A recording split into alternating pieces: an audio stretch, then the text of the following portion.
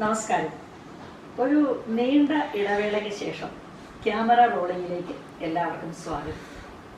ഈ പ്രാവശ്യം ഞാൻ സംസാരിക്കാൻ പോകുന്നത് നമ്മുടെ പഴയ വിൻറ്റേജ് മോഹൻലാൽ തിരിച്ചു വന്നു എന്ന് പ്രേക്ഷക സമൂഹം ഒരേ സ്വരത്തിൽ ആഘോഷത്തോടെ പ്രസ്താവിക്കുന്ന തുടരും എന്ന സിനിമയെക്കുറിച്ചാണ്.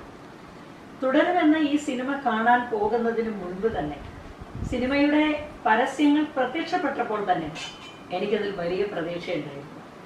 അതിൻ്റെ കാരണം മറ്റൊന്നുമല്ല, സൗദി വെള്ളക്കയിലൂടെ വിസ്മയകരമായ ഒരു ചലച്ചിത്ര കാവ്യം ഒരുക്കിയ ശ്രീ തരുൺ മൂർത്തിയാണ് ഇതിൻ്റെ സംവിധായകൻ എന്നത് തന്നെയാണ്. സംവിധായകന്റെ കലയാണ് ചലച്ചിത്രം എന്ന് നമ്മൾ പറയാറുണ്ട്. അത് ശരിയാണെങ്കിൽ തരുൺ മൂർത്തി എന്ന സംവിധായകനിൽ നിന്ന് പ്രേക്ഷകർ ഏറ്റവും മികച്ചത് തന്നെ തീർച്ചയായും പ്രതീക്ഷിക്കും. മോഹൻലാലിനെ ആഘോഷിക്കുന്ന സിനിമയാണിത്. മലയാളത്തിന്റെ മോഹൻലാൽ എന്ന ആ ഒരു വിശേഷണം ഏറ്റവും അധികം യോജിക്കുന്നത് ഈ സിനിമയിലെ അഭിനയത്തിനാണെന്ന് പറഞ്ഞു. അതിന്റെ കാരണം മോഹൻലാലിന്റെ വിസ്മയിപ്പിക്കുന്ന അഭിനയ ശൈലി മാത്രമല്ല, മോഹൻലാലിന്റെ ജീവിതത്തെ അടിസ്ഥാനപ്പെടുത്തിയുള്ള ഒരു സിനിമയാണെന്ന് വേണമെങ്കിൽ പറയാം. അദ്ദേഹത്തിന്റെ ശൈശവ, ബാല്യ, കൗമാര, യൗവനകാല ഫോട്ടോസ് ഉൾപ്പെടുത്തിക്കൊണ്ട് അദ്ദേഹം മുൻപ് അഭിനയിച്ച സിനിമകളിലെ വിസ്തൃതമായ പല ഡയലോഗുകളും അവ ട്രോൾ ചെയ്യപ്പെട്ടവയുൾപ്പെടെ ഉപയോഗിച്ചുകൊണ്ട് മുൻ സിനിമകളിലെ അദ്ദേഹത്തിന്റെ കോസ്റ്റ്യൂമും അദ്ദേഹത്തിന്റെ ഭാവഹാവാദികളും ഒക്കെ പ്രയോജനപ്പെടുത്തിക്കൊണ്ട് ഉള്ള ഒരു സിനിമ തന്നെയാണ്. മോഹൻലാൽ ഈ സിനിമയിലെ അഭിനയത്തിലൂടെ നമ്മെ വീണ്ടും ആനന്ദിപ്പിക്കുന്നു. താനൊരു കംപ്ലീറ്റ് ആക്ടർ ആണ് എന്ന് അദ്ദേഹം ഒരിക്കൽ കൂടി തെളിയിക്കുന്നു.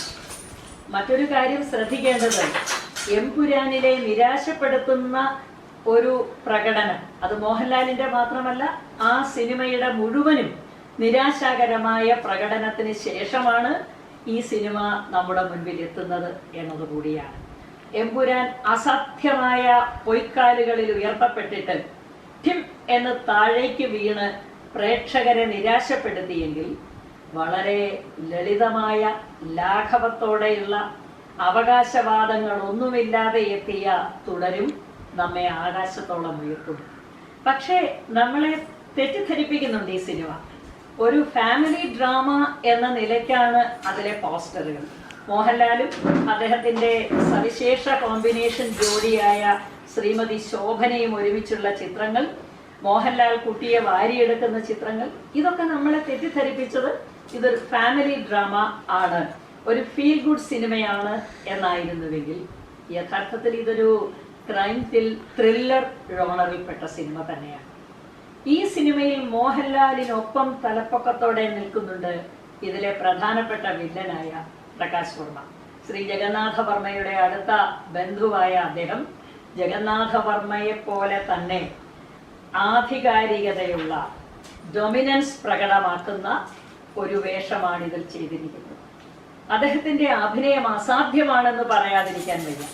ചിരിച്ചുകൊണ്ട് കൊല്ലുന്ന ഒരു വില്ലനായി അദ്ദേഹം ചിത്രത്തിലുടനീളം മികച്ച പ്രകടനം കാഴ്ചവെക്കുന്നു. യശശരീരനായ കുതിരവട്ടം പപ്പുവിന്റെ മകൻ ബിനു പപ്പു അവതരിപ്പിക്കുന്ന സബ് ഇൻസ്പെക്ടറിന്റെ കാര്യവും അങ്ങനെ തന്നെ വളരെ മികച്ച പ്രകടനമാണ് അദ്ദേഹം അവതരിപ്പിക്കുന്നത്. സിനിമയുടെ കഥയെപ്പറ്റി പറയാതെ ബാക്കി എന്താണ് പറയാൻ കഴിയുന്നതിനി? സിനിമയുടെ കഥ ശ്രീ KR സുനിലിൻ്റെതാണ്. അദ്ദേഹത്തിന്റെ ആദ്യത്തെ കഥയാണ്, സിനിമയാകുന്ന ആദ്യത്തെ കഥയാണ് എന്നുള്ള യാതൊരു തോന്നലും ഉണ്ടാക്കാതെ അത്രമാത്രം കുറ്റമറ്റ രീതിയിലാണ് ഇത് തയ്യാറാക്കിയിരിക്കുന്നത്. തിരക്കഥയും സംഭാഷണവും തരുൺ മൂർത്തിയും KR സുനിലും ചേർന്നൊരുക്കിയിരിക്കുന്നു. ഈ സിനിമയുടെ സിനിമാറ്റോഗ്രഫി വളരെ മികച്ചതാണ്, അത്ഭുതകരമാണ്. അത് ശ്രീ ഷാജി കുമാറിൻ്റെതാണ്. ഓരോ ഫ്രെയിമും പ്രേക്ഷകരെ പിടിച്ചിരുത്തുന്നു. വനം, ഉരുൾപൊട്ടൽ, ഭൂമി ഇടിഞ്ഞു താഴൽ, വനത്തിൽ ഉറങ്ങുന്ന കാട്ടാനകൾ തുടങ്ങി ഓരോ ഫ്രെയിമും നമ്മെ ആനന്ദിപ്പിക്കുന്നുണ്ട്. മോഹൻലാലിന്റെ ഭാവമാറ്റങ്ങൾ, ഓരോ ആൾക്കും ഓരോന്നായിരിക്കും പറയാനുള്ളത്. എന്നെ ഏറ്റവും അധികം വൈകാരിക തീവ്രത അനുഭവിപ്പിച്ചത് ആ വനയാത്രയിലുള്ള മോഹൻലാലിന്റെ ഭാവവ്യത്യാസങ്ങളാണ്. അറിയുന്നതിനു മുൻപും അറിഞ്ഞതിന് ശേഷവും ഡ്രൈവർ സീറ്റിലിരുന്നും ബാക്ക് സീറ്റിലിരുന്നും അദ്ദേഹം നടത്തുന്ന പ്രകടനങ്ങൾ അസാധ്യം എന്ന് പറയേണ്ടിയിരിക്കുന്നു. അതുപോലെ തന്നെ ബാത്റൂമിലെ അദ്ദേഹത്തിൻ്റെ ദുഃഖതപ്തമായ ഒരു രംഗം, കൂടുതൽ പറഞ്ഞാൽ സ്പോയിലർ ആകുമെന്നുള്ളത് കൊണ്ട് വിശദാംശങ്ങളിലേക്ക് കടക്കുന്നില്ല. നടനകലയുടെ പരിപൂർണതയിലേക്ക് നീങ്ങിക്കൊണ്ടിരിക്കുന്നു മോഹൻലാൽ ചിത്രം. എന്നാൽ മറ്റൊന്ന് കൂട്ടിച്ചേർക്കാനുള്ളത്, ഇതിലെ നായിക ശ്രീമതി ശോഭന ഒരു കാലത്ത് നമ്മുടെയൊക്കെ മനസ്സ് നിറച്ചിരുന്ന നാഗവല്ലിയും അങ്ങനെയുള്ള പല കഥാപാത്രങ്ങളുമായിരുന്നെങ്കിൽ ഇന്ന് ശോഭനയുടെ അഭിനയത്തെ പറ്റി അത്രമാത്രം നല്ല അഭിപ്രായം പറയാൻ കഴിയുന്നില്ല എന്നതാണ്. ഈ സിനിമയിൽ ശോഭന നമ്മുടെ മനസ്സിൽ തങ്ങി നിൽക്കത്തക്ക ഒരു അഭിനയ ചാരുത പ്രദർശിപ്പിച്ചിട്ടില്ല എന്ന് പറയേണ്ടി വരും. ഈ സിനിമയിലെ മറ്റ് ശ്രദ്ധേയമായ കഥാപാത്രങ്ങളെ അവതരിപ്പിച്ചിട്ടുള്ള മണിയൻ പിള്ള രാജു, ഫർഹാൻ ഫാസിൽ, ഇർഷാദ്, തോമസ് മാത്യു, ആഷ ചാന്ദിനി, കൃഷ്ണപ്രഭ തുടങ്ങിയവരൊക്കെയും മികച്ച അഭിനയം തന്നെയാണ് കാഴ്ചവെച്ചിരിക്കുന്നത്. അതോടൊപ്പം അർജുൻ അശോക് ഒരു കാമിയോ റോളിൽ പ്രത്യക്ഷപ്പെടുന്നുണ്ട്. ഇതൊക്കെയും സിനിമയുടെ പിരിമുറുക്കത്തെ, സിനിമയുടെ കഥാസാന്ദ്രതയെ വളരെയധികം ശ്രേഷ്ഠമാക്കുന്നുണ്ട് എന്നെടുത്ത് പറയേണ്ടതുണ്ട്. സിനിമയുടെ സംഗീതം ജെയ്ക്സ് ബിജോയിയാണ്.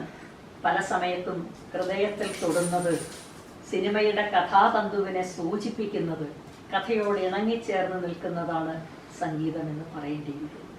തുടരുമെന്ന സിനിമ മലയാള ചലച്ചിത്ര മേഖലയുടെ പ്രത്യാശയാണ്. എങ്ങനെയാണ് ഒരു ചലച്ചിത്രം ജനമനസ്സുകളിൽ ഇടം പിടിക്കുന്നത് എന്ന ചോദ്യത്തിന് ഉത്തരം തുടരും കാണൂ എന്ന് തന്നെയായിരിക്കും. കാരണം ഇതിനു മുൻപെത്തിയ പല സിനിമകളുടെയും പരാജയത്തിന് മറുപടി പറഞ്ഞുകൊണ്ട് വളരെ വിദഗ്ധമായി ഒരുക്കിയ കഥയും തിരക്കഥയും സംഭാഷണങ്ങളും ഒപ്പം നടന ചാതുരിയും കൊണ്ട് ഒരു സിനിമ എങ്ങനെ edge of the seat experience ആകുന്നു എന്നറിയാൻ ഈ സിനിമ കണ്ടാൽ മതി. സിനിമയ്ക്കും അതിൻ്റെ പിന്നിൽ പ്രവർത്തിച്ച എല്ലാവർക്കും നിറഞ്ഞ മനസ്സോടെ അഭിവാദ്യങ്ങൾ അർപ്പിക്കുന്നു. മലയാള സിനിമ വളരട്ടെ, ലോകത്തോളം എല്ലാ നന്മകളോടെയും തുടരും മലയാള സിനിമ എന്ന പ്രതീക്ഷയോടെ നിർത്തുന്നു. നന്ദി.